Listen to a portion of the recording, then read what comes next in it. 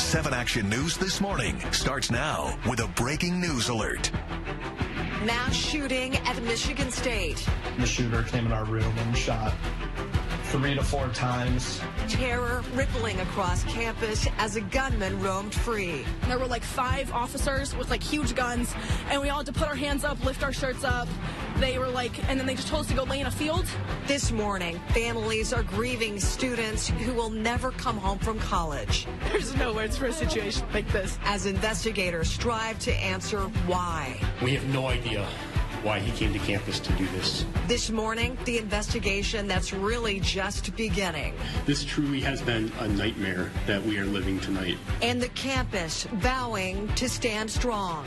There is little else that can be said other than we are a community that is knit together by each other, and we will hold each other up. A difficult morning for the Michigan State community and, of course, our entire state. Thank you for joining us. I'm Alicia Smith. And I'm Keenan Smith, live here on the campus of Michigan State University this morning.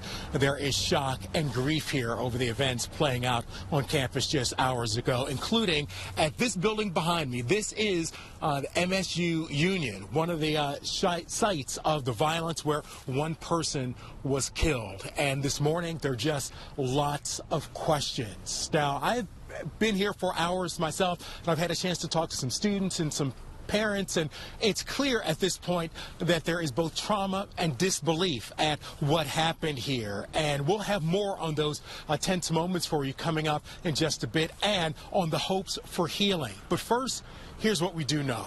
3 people are dead this morning. 5 others are in the hospital in critical condition. The suspected gunman is also dead. He is the 4th fatality in this tragic event. Investigators say he took his own life. Police say shots were first fired around 8:18 last night at Berkeley Hall, Berkey Hall rather. That's where 2 victims were killed. The gunman then moved over to the MSU Union, killing 1 person there. Police found the suspect off campus. They say he died from a self-inflicted gunshot wound. They describe him as a 43-year-old man with no affiliation to the university. And this morning, the new images, the stories emerging of what unfolded as students took cover during those terrifying moments. Now, I spoke with a parent who raced to campus to find his child. I also spoke with an MSU student as she and her father were leaving campus to go home to Champaign. It's one family, but their experiences are very different. She described what she went through here on campus, her dad describing what he went through driving 5 hours from central Illinois to reach his daughter. And how long were you in your room? For 4 hours. 4 hours. And who were you in your room with? Do you have roommates? Do you live on campus? Tell me a little bit about where you found yourself safe and secure. Yeah, I live in Campbell Hall, so I went there, and I was actually in my room with 6 other people. Yeah. And they were doing the same thing? Yep. These are your roommates. They were calling their parents. Mm-hmm. And yeah. What was the conversation like between the 6 of you? Just, we were trying to figure out what was going on and trying to comfort each other. We were all freaking out and just doing our best to stay calm in this situation. And what was the reunion like when you saw your daughter? Almost was the first time when I first met her for the first time when she was a baby. So just so glad that she's safe, and I'm here to give her a hug. So I'm just blessed.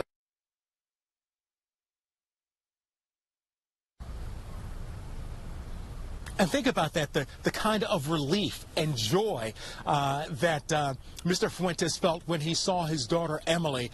He described it as like the moment she was first born and he first laid eyes on her. That is a tremendous amount of relief. It is hard to put into words. Of course, every student here on campus has a story about what they heard, what they saw, and where they found safety, and the emotions that filled them in the hours of not knowing whether or not the next sound they would hear would be those of the gunman who instilled terror in this community. Of course, we have live Team 7 coverage from the hospital where the victims are being treated this morning to the campus of Michigan State University.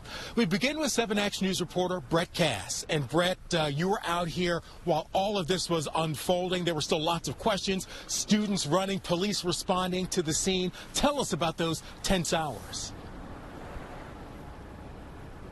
Yeah, well, Keenan, it was really kind of surreal just showing up to campus and actually being in the midst of all of this. At the time we arrived, the gunman was still on the loose, so there was so much, as you mentioned, uncertainty and fear for these students, and we were just watching as police were, driving by us. Students were coming up to us, asking us for questions, asking us for answers, just trying to find somewhere safe that they could stay. A tense night for students at Michigan State University. For roughly 4 hours, fear and chaos with a shooter still on the loose. School shootings are still an issue, and how everyone thinks we left it in high school, and never did I think this would happen. The moment we arrived on campus, a group of freshmen approached us with hands in the air. There's a group of people in the parking garage, wherever. They had been with a group hiding in a nearby parking garage after running from Acres Hall, separating from friends along the way. I still have belongings in that building, ones that I need, and friends. 30 minutes later, the group finally emerged from the parking garage with their hands up. All had been hiding together, coming out when they saw police lights. It's terrifying, man. It really is. We don't know what to do at all. We're just listening to the police scanners, hoping for the best. People are crying and scared. It's just a really bad experience. As students worried for their own safety, they also worried for friends who were separated when the shooting began. Thank you for glad you're safe. And in the midst of our interview, that friend they lost came running out, the emotional embrace playing out right in front of us.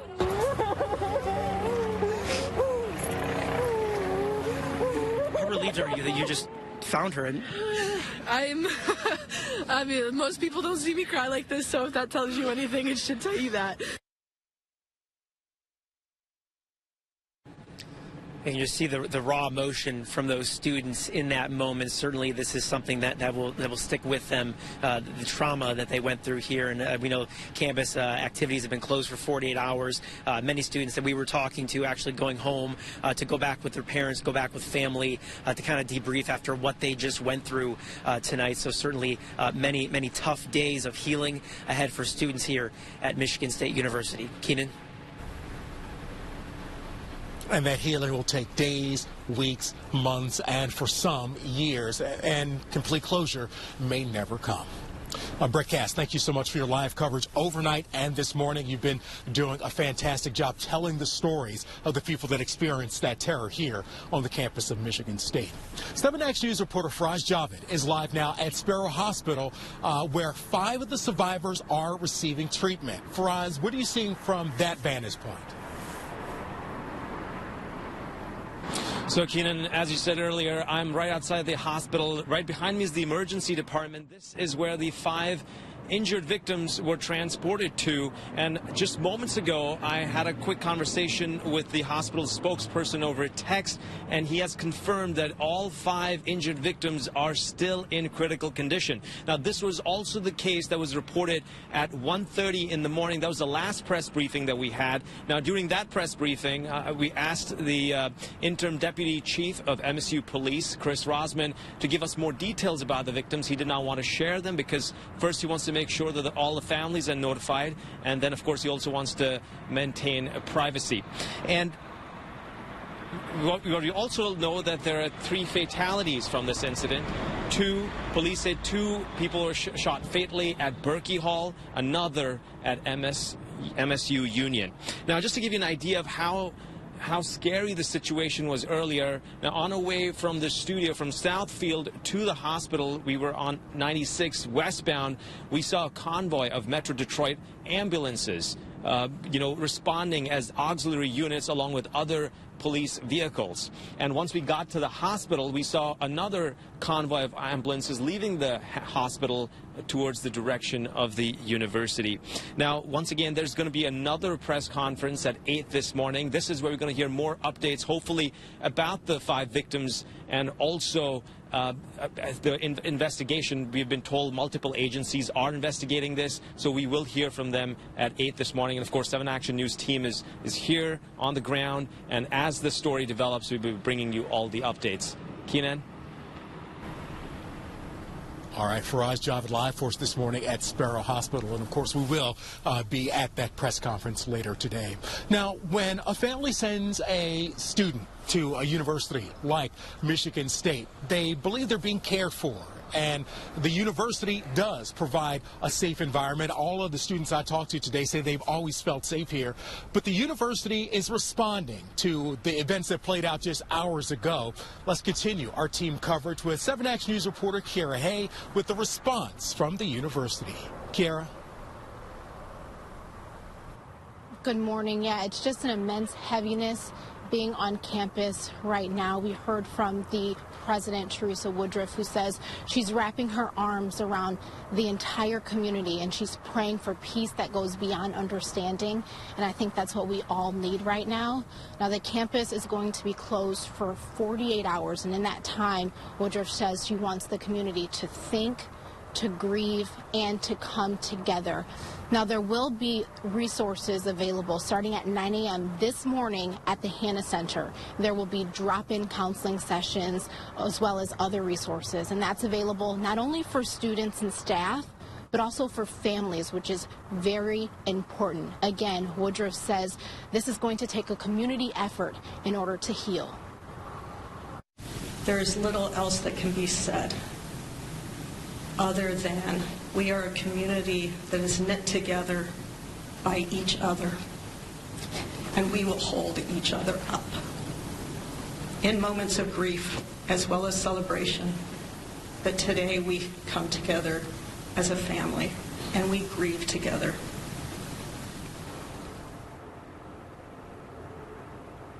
Now, although those counseling services start at 9 a.m. at the Hannah Center, if anyone needs immediate help to get through this difficult time, they're asked to either call CAPS, which is the Counseling and Psychiatric Office, or to go to their website, and we'll have that information for you on our website. Now, as Faraz mentioned, there will be an update at 8 a.m. That's going to be here at the Henry Center. Of course, we will be covering that and bring you the very latest as we try to unpack this devastating situation. Live in East Lansing, I'm Kiara Hay, 7 Action News. All right, thank you so much, Kiara. Now, of course, we have seen bravery here with people taking care of their friends and neighbors, and we've seen the reunions. Another aspect of bravery is getting the help you need. And Kiara mentioned some of the resources that are available from the school. And of course, you know, there's nothing braver than actually having the courage to reach out and get help when you need it, and we certainly hope that's what happens here on the campus of Michigan State. Alicia, we'll have more from East Lansing and more on this mass shooting as we learn more about the events of this tragedy here on campus. Alicia, back to you. That process of healing and even processing what's happened. Some people are just waking up learning this news this morning. It will take some time, and you are absolutely right, Keenan. People need to reach out to get that help during these difficult times. We appreciate your live coverage and, of course, our Team 7 coverage as well. There will be another update from investigators, as Kiara mentioned, at 8 o'clock this morning. And you can count on 7 Action News to stream it live for you on air and online at WXYZ.com.